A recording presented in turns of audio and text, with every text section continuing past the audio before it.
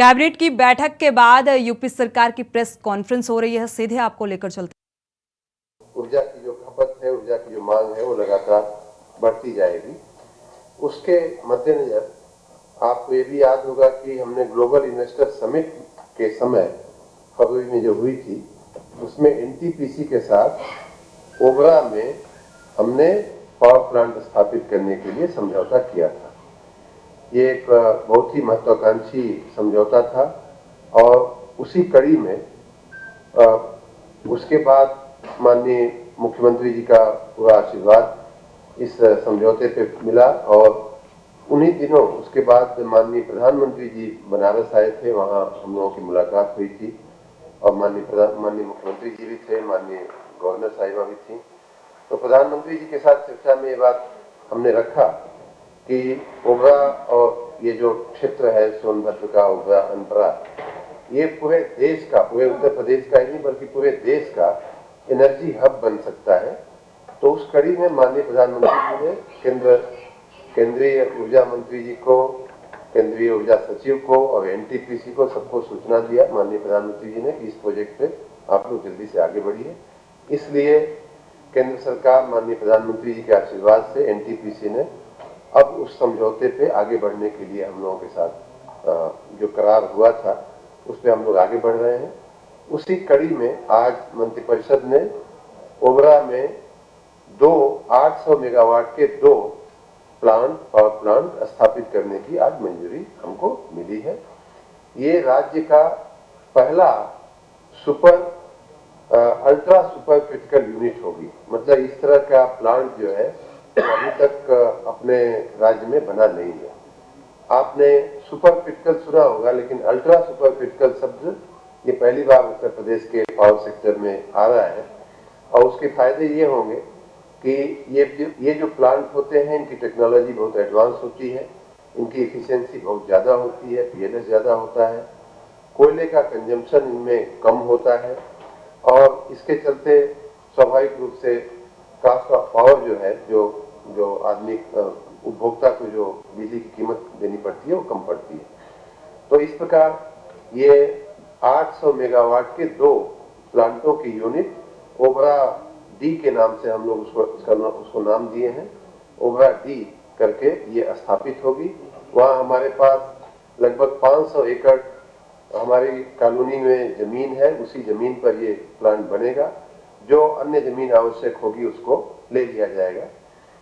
ये उत्तर प्रदेश सरकार और एनटीपीसी का 50-50 का ज्वाइंट वेंचर बना करके इस प्रोजेक्ट को अमल किया जाएगा। इसमें 30% इक्विटी हम लोग देंगे, दोनों पार्टियां, मतलब कि हम, राज्य सरकार और एनटीपीसी देगी, और 70% इसका बैंकों से या वित्तीय संस्थाओं से लोन लेने का हम लोगों का विचार है।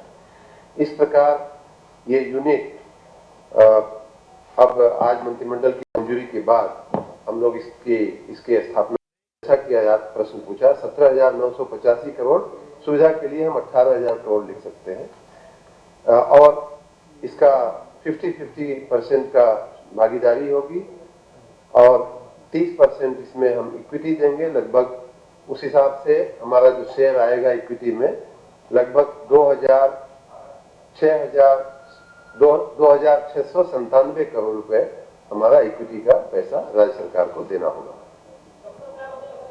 50 महीने, पहला यूनिट 50 महीने, 2 यूनिट है 800 के, तो पहला यूनिट का लक्ष्य है हमारा 50 महीने में और दूसरा यूनिट उसके बाद के 6 महीने, 56 महीने में हो जाएगा।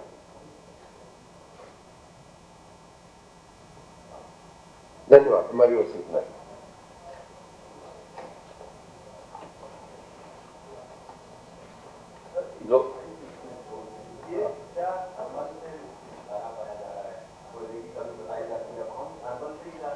कोयले की कमी नहीं बताई जा रही, कोयले की कमी नहीं है।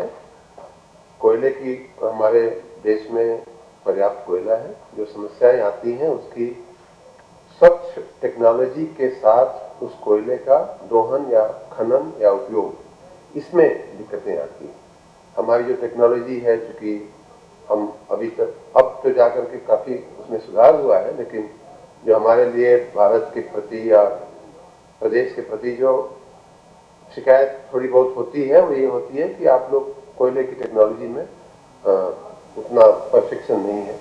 लेकिन हमने माननीय प्रधानमंत्री जी के नेतृत्व में जो ग्लोबल वार्मिंग और कार्बन क्रेडिट और ग्रीन क्रेडिट के क्षेत्र में जो काम हुआ है उसमें हम अच्छी टेक्नोलॉजी अब लेकर के विदेशों से आए हैं। कई देशों में अच्छी टेक्नोलॉजी थी, इसलिए अब कोयले का खनन करके कोयले का उपयोग करने में कोई दिक्कत नहीं है। और इस प्लांट की एक और अच्छी बात यह है कि बगल में ही NCL जो हमारी जो कोल की खदान कोल की जो माइंस है वहीं से इसको कोयला मिलेगा, तो बहुत ही नजदीक इसका कोयले का भंडार है। इसीलिए ये बहुत सस्ती बिजली हम दे पाएंगे। वर्तमान में हम जो खरीद रहे हैं लगभग 5.5 रुपए प्रति यूनिट के हिसाब से हम खरीदते हैं बिजली, जो एवरेज कास्ट है, कुछ तो और भी ज्यादा है।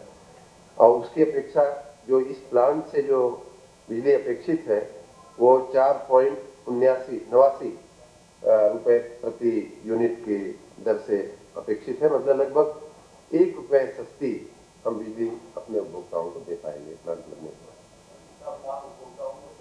उपभोक्ताओं को बिल्कुल सस्ती, वही हम उपभोक्ताओं को लगभग 1 रुपया सस्ती बिजली हम दे पाएंगे, क्योंकि कोयला नजदीक है, टेक्नोलॉजी एडवांस है, ज्यादा PLF पे चलेगा, कम कोयले में कम लागत में ज्यादा बिजली उत्पादन करेगा। धन्यवाद। दूसरा जो महत्वपूर्ण निर्णय रहा है आज मंत्रिपरिषद का, जनपद रामपुर में शाहाबाद रामपुर बाजपुर मार्ग राज्य मार्ग संख्या 144 के चैनेज 0 से 30100 तक और चैनेज 48.754 से 76.246 कुल लंबाई 57.592 किलोमीटर के चौड़ीकरण और सुदृढ़ीकरण कार्य को प्रशासकीय और वित्तीय स्वीकृति प्रदान की गई है। इस मार्ग की कुल लागत 2,05,36,51,000 रुपए के व्यय का अनुमोदन भी मंत्रिपरिषद द्वारा किया गया है। यह मार्ग रामपुर की तहसील शाहाबाद से प्रारंभ होकर रामपुर स्वार होते हुए उत्तराखंड राज्य के पर्यटन स्थल जिम कॉर्बेट पार्क रामनगर और नैनीताल को जाता है। इसके बन जाने से यातायात जो दिल्ली और लखनऊ को भी आता है वह एक काफी सुलभ हो जाएगी। इसके अतिरिक्त शाहाबाद बिशौली कचला गंगा घाट मार्ग HS स्टेट हाईवे 109 का यातायात भी इस मार्ग से होकर गुजरता है, जो बाद में जाकर अलीगढ़ चंदौसी मुरादाबाद को जोड़ता है। उक्त मार्ग बरेली के रामनगर को भी जोड़ता है, जो जैन धर्म का प्रसिद्ध तीर्थस्थल है। यह मार्ग चौड़ीकरण और सुदृढ़ीकरण हो जाने से शहरी एवं गांव की आबादी लाभान्वित होगी और इसका चौमुखी विकास होगा। ये 7 मीटर से 10 मीटर चौड़ी की जाएगी। दूसरा, मां विंध्यवासिनी देवी कॉरिडोर के विस्तारीकरण और सुंदरीकरण के लिए उसके अंतर्गत आने वाले पार्सल 1, 2, 2A, 3, 3, 3A, 4, 5 में सुविधाओं के निर्माण हेतु अतिरिक्त निर्मित भवनों के ध्वस्तीकरण और मलबा निस्तारीकरण के संदर्भ में है। तो इसके माध्यम से वहां पर मां विंध्यवासिनी कॉरिडोर के विकास की दृष्टि से विशेष रूप से जो वहां त्रिकोण का दर्शन है, मां विंध्यवासिनी का, अष्टभुजी देवी जी का, मां काली खो के दर्शन की जो मान्यता है, जहाँ तीर्थयात्री आते हैं, कोतवाली जाने वाली रोड जो है वो बहुत सक्रिय है, तो उसके माध्यम से उसको चौड़ीकरण किया जा सकेगा और इसलिए डिमोलिशन के लिए